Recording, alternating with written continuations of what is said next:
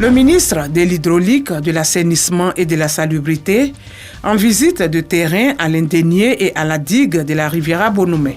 Bouaké Fofana s'enquiert du bon fonctionnement des ouvrages de drainage des eaux pluviales. Arrivé au palais de la République du Sénégal, Tiemokomé Ilekone reçoit un accueil cordial de Macky Sall, le chef de l'État sénégalais. Passé ces instants de félicitations, place au premier entretien officiel du vice-président de la République. Il est ouvert du 25 au 27 avril 2022, le symposium sur l'insertion des langues nationales dans le système éducatif formel, sous le thème « Améliorer la qualité de l'éducation par l'enseignement bilingue, état des lieux et actions pour l'avenir ». Une initiative chère au ministère de l'Éducation nationale et de l'alphabétisation. Le temps libre, dont on dispose en dehors des occupations imposées obligatoires et qu'on peut utiliser à son gré, soit pour se divertir, s'amuser ou se cultiver, est appelé le loisir. Nous accordons-nous donc du temps de loisir ? C'est à cela que veut nous convaincre la Journée mondiale des loisirs à Abidjan. Une plongée sous forme de divertissement et de découverte a eu lieu le samedi dernier au Parc national du Banco, sous l'impulsion de la Direction générale des loisirs. Le vice-président de la République de Côte d'Ivoire ce mardi dans 2 capitales des pays de la sous-région. Tiemokomé Ilekone s'est d'abord rendu à Lomé où il a été reçu par le président togolais Faure Gnassingbé.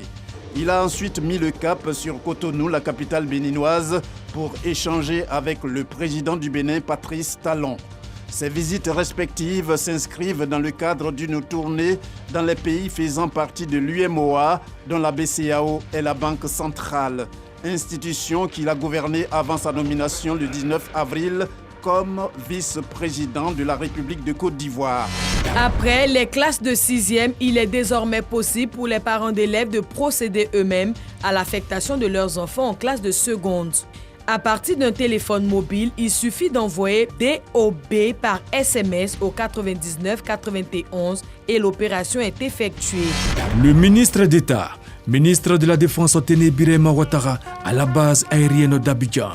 Une visite terrain à l'état-major de l'armée de l'air qui intervient après celle d'Akuido en 5 ans pour échanger avec ces hommes, pour mieux s'imprégner de leurs conditions de vie et de travail. En d'autres termes, évaluer ce qui a été fait et découvrir ce qui peut être fait pour leur permettre d'assurer leur mission. Téné Birahima Ouattara, après son échange avec la hiérarchie de l'armée de l'air, est allé visiter le simulateur de vol de type ALX-63 destiné à renforcer les capacités opérationnelles des pilotes. Un outil qui permet d'exécuter des entraînements à la navigation et aux procédures. La CRS, la police des stupéfiants et des drogues et sa brigade spéciale, avec à leur côté des sapeurs-pompiers. Tout un dispositif sécuritaire mobilisé pour incinérer cette importante saisie de drogue. Elle est estimée à plus de 2,5 tonnes pour une valeur marchande de 42 milliards de francs CFA. Cet accord, paraphé et signé des membres du consortium ivoiro-britannique et du ministre Bruno Nabagné-Koné, vaut son pesant d'or. Il mettra en route la production de 20 000 logements sociaux en mode location-vente remboursable sur 15 et 30 ans. Une toxi-infection alimentaire collective se définit comme l'apparition d'au moins 2 cas de personnes souffrant de mêmes symptômes, en général gastro-intestinaux, dont on peut rapporter la cause à une même origine alimentaire. Pour prévenir et faire face à d'éventuels cas en Côte d'Ivoire, le ministère des Ressources animales et halieutiques a réalisé un film de simulation en vue de préparer les acteurs de la chaîne alimentaire à une réponse rapide face à un foyer de toxi-infection alimentaire collective. Selon le ministre des Ressources animales et halieutiques, face aux menaces sanitaires qui peuvent survenir dans la chaîne de production des denrées animales ou d'origine animale, il est important que les services de contrôle soient outillés pour réagir efficacement. Dans la mise en œuvre de la stratégie nationale de sécurité routière SSR en Côte d'Ivoire, adoptée en juillet 2021, la police spéciale de la sécurité routière PSSR effectue quotidiennement des actions de télédétection sur les axes stratégiques de la ville d'Abidjan.